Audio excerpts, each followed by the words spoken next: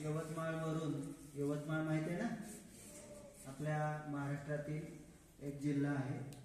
या जिल्ह्यामधून विजयकुमार गुर्जर व त्यांच्या पत्नी सौ योगिता गुर्जर आणि त्यांचा मुलगा, ज्याचा फोटो तुम्हाला इथं समोर दिसतोय, ते आपल्या शाळेला भेट द्यायला आलेले आहेत.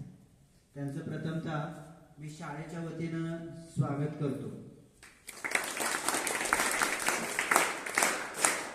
क्लॅप्स कसे पाहिजे?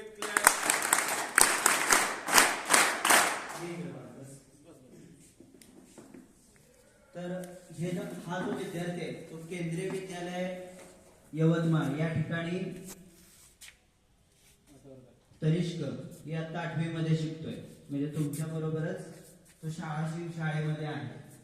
आणि त्याचं एक बातमी आलेली आहे, दिसते का समोर? काय आहे रे बातमी?